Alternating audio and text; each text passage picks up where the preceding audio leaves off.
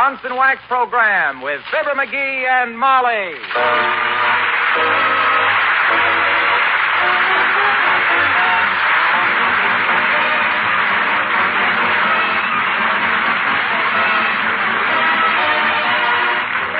The makers of Johnson's Wax products for home and industry present Fibber McGee and Molly with Bill Thompson, Gail Gordon, Arthur Q. Bryan, Dee Benaderet, and me, Harlow Wilcox. The script is by Don Quinn and Phil Leslie. Music by the King's Men and Billy Mills Orchestra.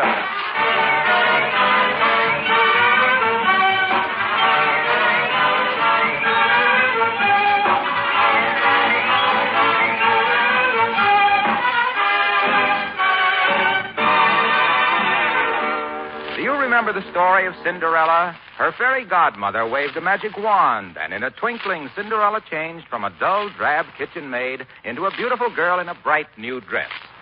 Well, knowing me, you can guess what that story reminds me of. The way Johnson's self-polishing glow coat turns a dull linoleum floor into a thing of shining beauty. It's true, you do a little more than wave a magic wand. You do apply glow coat to the floor.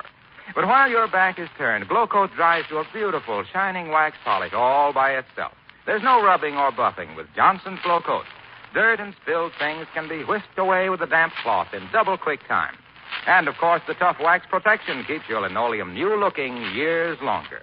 Why not try it? But look, for a brighter shine that will really last, be sure to ask for Johnson's Self-Polishing Glow Coat.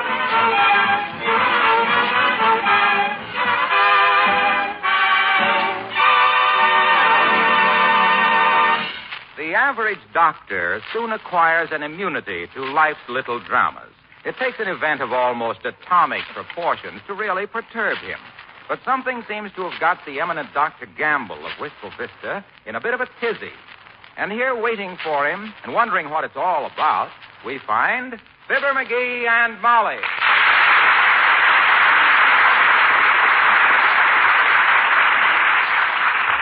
But what'd the doctor say when he called, McGee? Well, I picks up the receiver, see, and I says, Duffy's Tavern, I says. Yeah? Where the elite meet to eat and the snide meet to hide.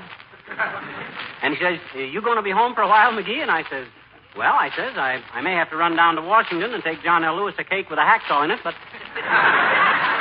I'll wait for you. And he says, please do. I want your advice. He wants your advice. Yep. Well, now I've heard everything. At least until Hattie Carnegie calls and wants my advice about hobble skirts. Well, I don't know what's so amazing about it. Doc's a professional man, no business sense. Naturally, when he gets in a jam, he calls the only guy he knows with a level head, sound judgment, and a genius for analyzing problems. Who's that? Me. Oh. I didn't know you in that disguise. Don't kid yourself, Snooky. I may clown around, but everybody knows that underneath these twinkling blue eyes, there beats a heart of gold and a mind like a steel trap. Well, no wonder the doctor wants to see you. You're a biological curiosity. I wonder if he'll be... Come in. Oh, hello, Doctor. Hello, Molly. May I have a minute of your time, Droop Snoot? Certainly, Doctor. Pray be seated. No, pray you better lie down on the couch. And close your eyes. Pull down the shades and dim the lights, Molly. Now, just relax, Doctor. Talk to me as you would to your own father. Tell me everything. Oh, now, for goodness sakes, McGee. Come off. Yes, limber lip. As a psychoanalyst, you'd make a splendid sponge diver. You have the ingratiating personality of a cottonmouth moccasin and the tact of a pile driver. Ooh. Well, come on. Quit the fiddle faddling and get down to brass monkeys. What's biting you, fatso? Well, frankly, I'm worried about Miss Tremaine, McGee. Fifi? Mm-hmm. Heavenly days, Doctor. What's wrong with her? She eloped with the trivia doc? That's very intelligent of her, I'm sure. He's a fine guy with a great future, and you're just a human telephone extension with a bag full of benzodrine. Anybody with a speck of sense would... quiet, will you? Yes, dearie. Give the doctor a chance. Okay. The only way he can get a word in with you is to operate and leave a dictionary in your peritoneum.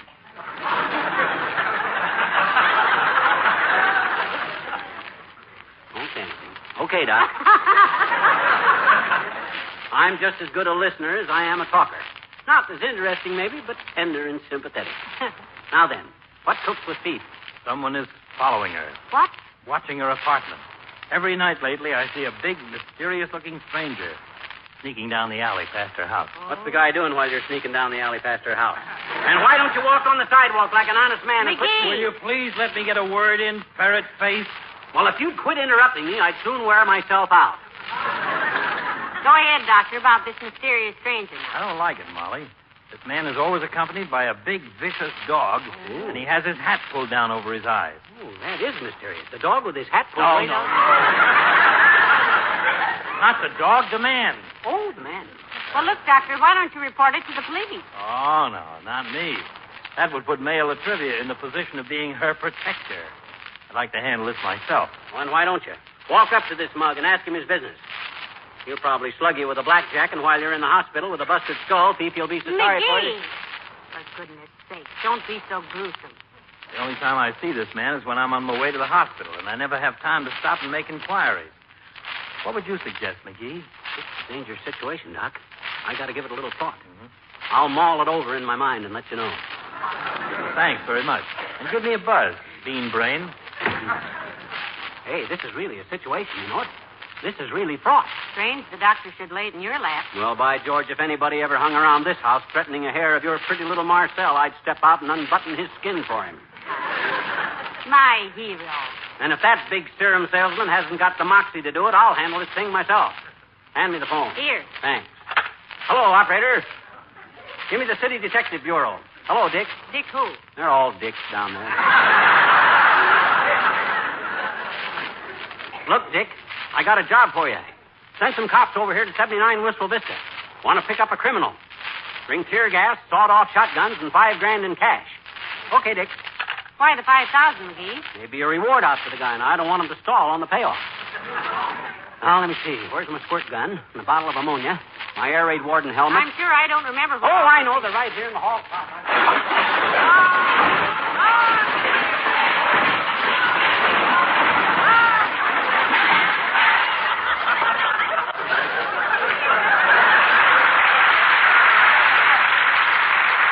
Let's fill this thing full of sofa fillers sometime and surprise everybody.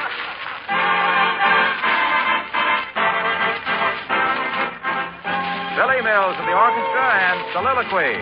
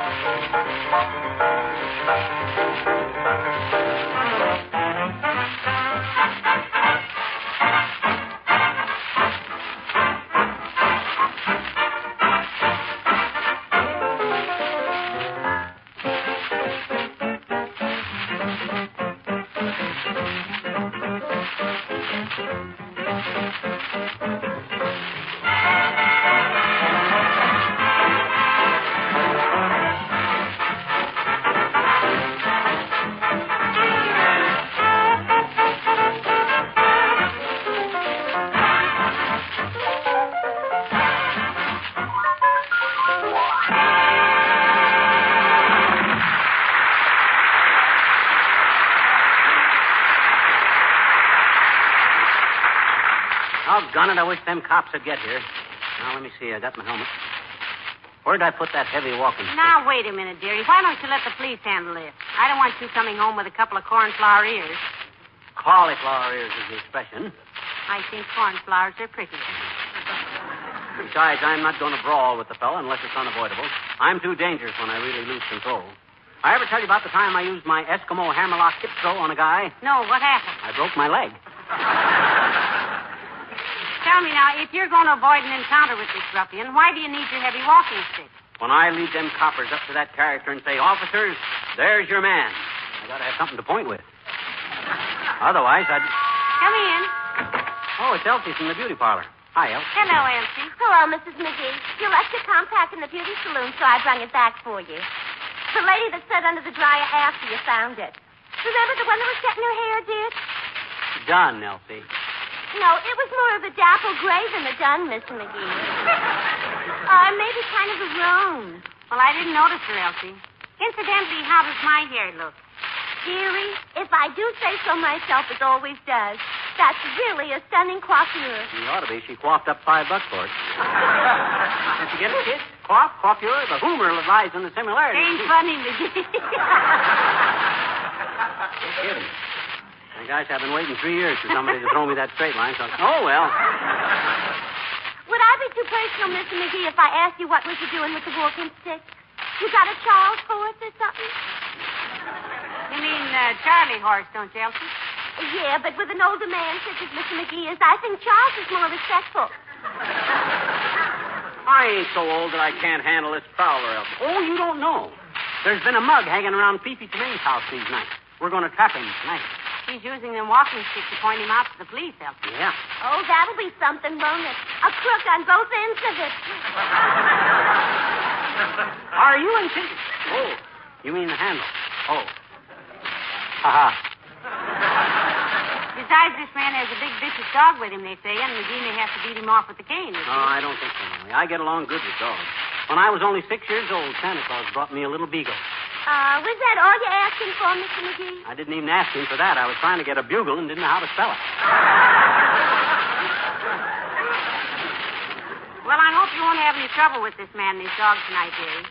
I can mend your trousers, but there isn't any skin in my sewing basket. If you catch him, Mr. McGee, and think he might want a good home, call me up. Isn't that a nice thought? Like dogs, Elsie? Oh, I got a dog. I was talking about the man. Just let me know, Mr. McGee, huh?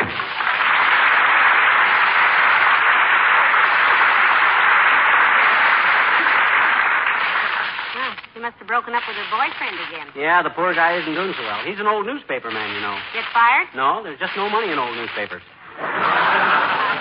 There's no money in old jokes either, dear. So I hear. Well, not to change the subject, why don't you stay home tonight and let the police handle this Tremaine affair? Because Doc asked me to handle it. And if he's got too much sense to go after a dangerous criminal like that himself, who am I to go making like a Frank Merrill and sticking my big fat neck out for that? Hey, that ain't working out right, is it? No. Well, never mind. When I go sailing in there behind that squad of cops with sawed-off shotguns... Hello, Molly. Hi, pal. Hello, Mr. Wilcox. Do come in. He did come in.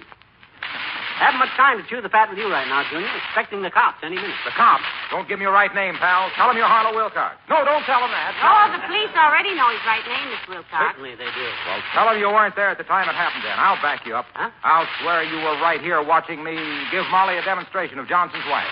Watching me show her how Johnson's wax with 100 home uses helps to keep... Hey. Well, it does. Hey. It does. Slow down. Hold it. I called the police myself, Junior. Oh, you fool, you. Well, he called him for Miss Tremaine, Mr. Wilcox. Certainly. Me and the cops are going to go over to her house tonight to pick up a dangerous criminal. Doc Gamble reports the guy's been hanging around Tremaine's house every night, chasing the joint. Really? Well, I hope you bring him in, pal. A guy like that should be pasted right in the nose. Right. He should be liquidated. Yes, sir. He should get the 3rd degree from the cream of our police force. Right.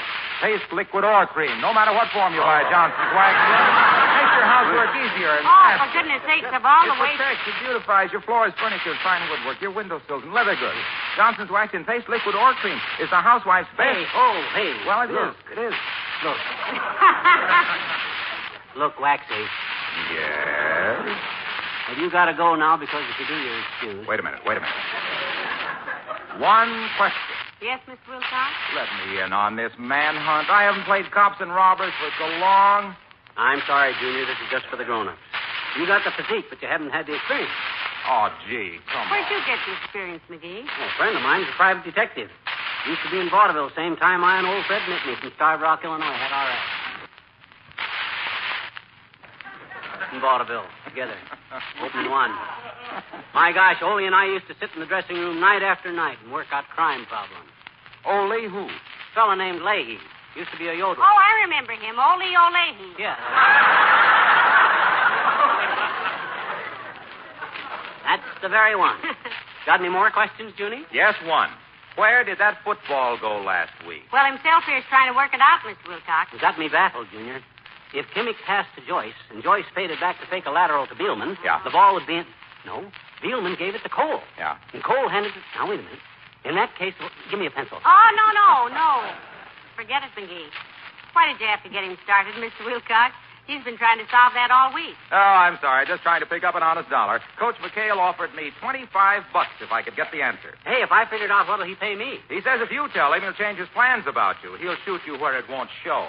Let me know if you get the answer.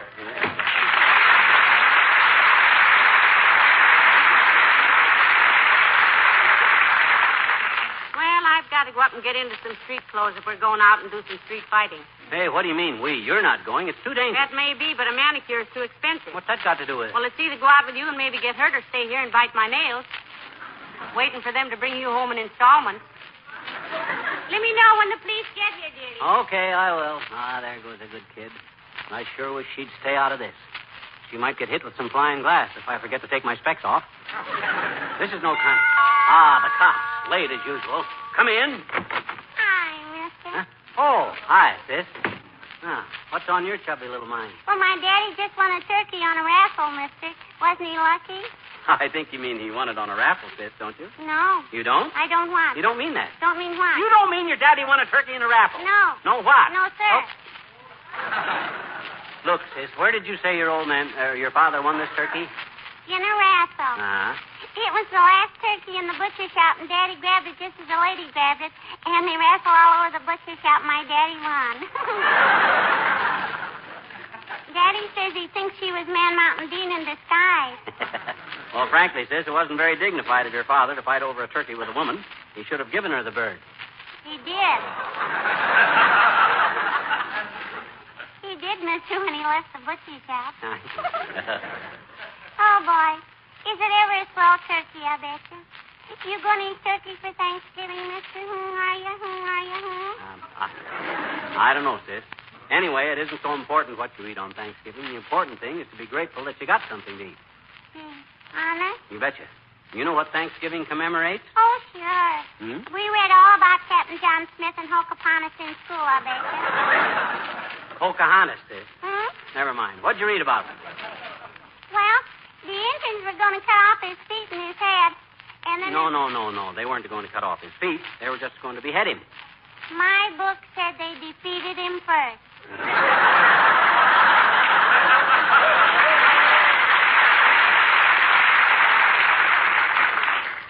I'll buy that. And before they could hit him with the hatchet, a beautiful Indian princess named Pocahontas. Pocahontas? Hmm? Never mind. Make it Hockapotas. You know, sis, it was the Indians that took care of the Pilgrims at first and fed them and helped plant their crops. I know it. I know it.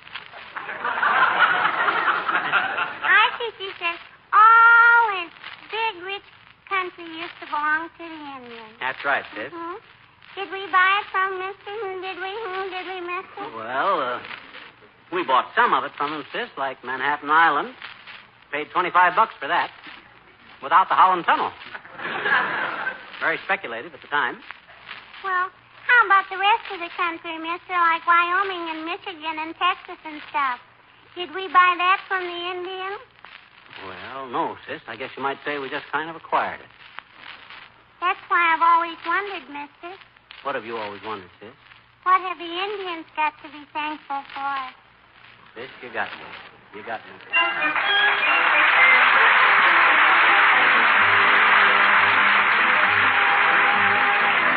Here are the King's Band to sing Cindy. Cindy, mine. I wish I was an apple hanging in the tree. And every time my sweetie passed by, she'd take a bite of me. She told me that she loved me. She called me Sugar Plum. She threw her arms around about me. I thought my time had come. Get along home, Cindy, Cindy, get along home, Cindy, Cindy, get get along home. Cindy, Cindy, I'll marry you someday.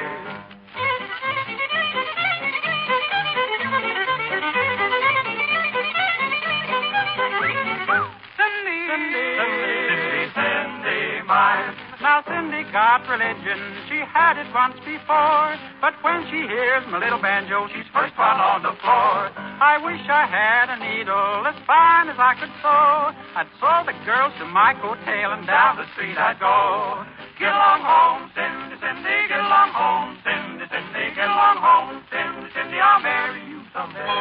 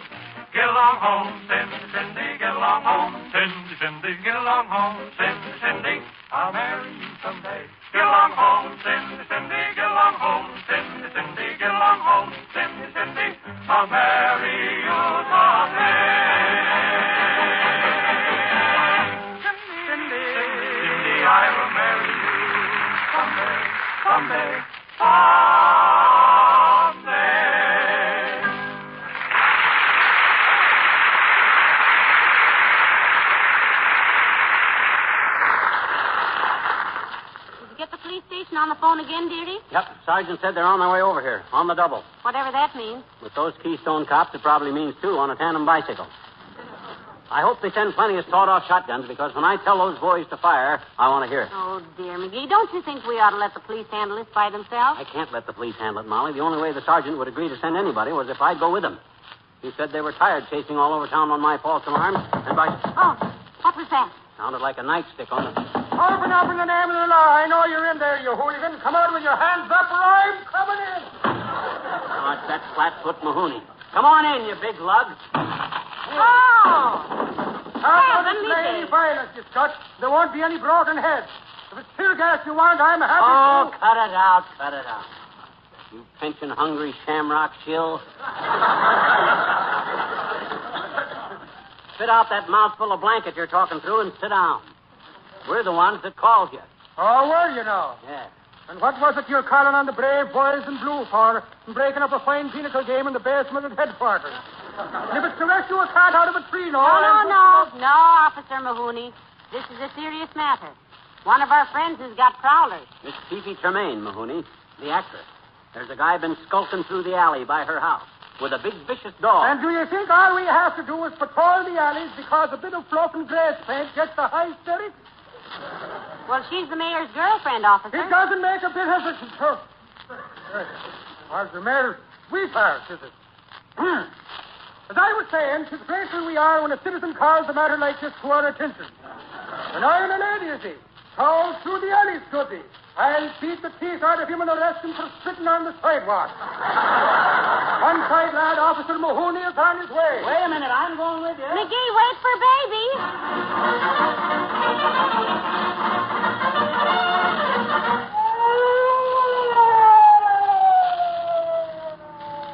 What's the idea of sounding the siren, Officer Mahoney? We always approach the scene of a crime blowing the siren, Mahoney. Otherwise, the rapscallions might still be hanging around and start hooting. Well, cut it out, will you? We want to catch this guy. Hey, hold it. Turn in this alley here. That's it. Stop the motor and turn out the lights. Right. Gotta get them brakes fixed. This is about the time of night when he shows up, officer. Here's the way I got this thing planned, Mahoney. You leap out first when you see this guy. Then the dog grabs you by the leg, see? I'll blind the guy with a spotlight, and Molly screams to distract him. Then when I get back here... Get back here, is it? And where were you going? As soon as the scuffling starts, I'll run back to the house and get some clotheslines to tie him up with.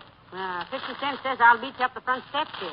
Now, wait a minute. As soon as this hooligan shows his dirty face, I'll...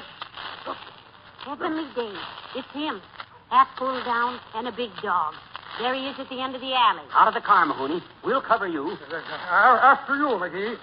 Citizens first. I'll back you up to the full extent of my nightstick. Wait a minute. Can I get in on this? Heavenly days, Dr. Gamble. Hi, Doc. You're just in time. He's coming this way. All right, now. All out of the car. Come on. Except the lady. Don't worry about the lady. She'll be right behind whoever's nearest and biggest. Don't be afraid to mix it with him, officer. I'm a doctor. Isn't that nice now? Look out. Here he comes. Stand back whilst I back him up for an inch the wall. Quiet. All right, now. Get your hands up and don't make a move. Hold his hands. I'll have the other hand, McGee. Now. All right, you Scotty. Come over to the light and let's have a look at you. Take a good look at me, Mahoney, so you'll know me when you see me in the commissioner's office in the morning. Ah! And may the little people protect us till he's honored the mayor. Heavenly days, the mayor. Trivia. Hi, Latrivia. Yes. Imagine meeting you here. Are you the man who's been here every night with this dog, Mr. Mayor? I am. And in my capacity as a private citizen, I believe I have a perfect right to see that Miss Tremaine's dog gets a walk in the evening. You have that, yes, indeed. Put yourself to credit. Yes, be quiet, officer. Yes, sir. Mr. Mayor, I'm very sorry about this. If I'd only suspected it was you, but this dog looks so big at night. But when I walk him for Fifi in the morning... What's this? You walk this dog in the morning? Certainly. I know I'm a fool, but I never thought the mayor, in all his dignity, would lower himself. I never... Hey, you! Will you keep quiet down there and get the Sam Hill out of that alley, or shall I call the police? Oh, this is ridiculous.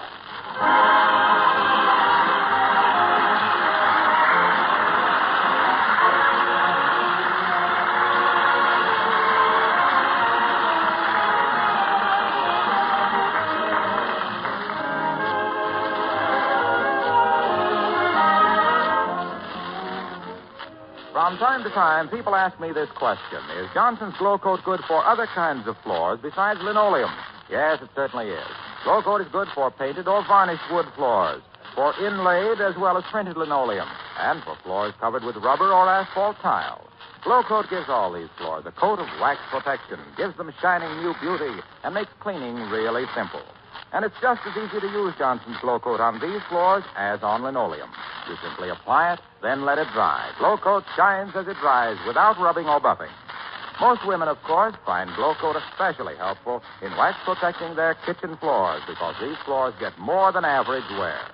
Why not find out as soon as you can what beautiful linoleum and other floors you can have in your home with Johnson's self-polishing Glow Coat?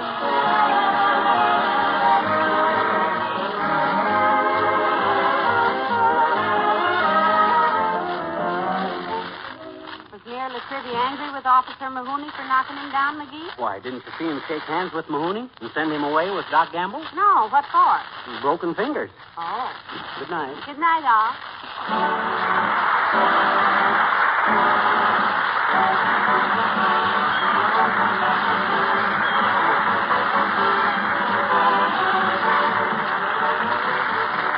This is Harlow Wilcox speaking for the makers of Johnson's Wax Products for Home and Industry, inviting you all to be with us again next Tuesday night. Good night.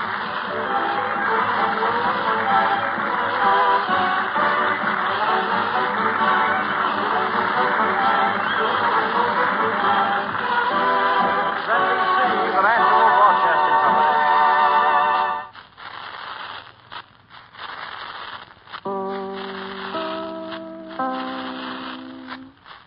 This is Chicago, WMAQ.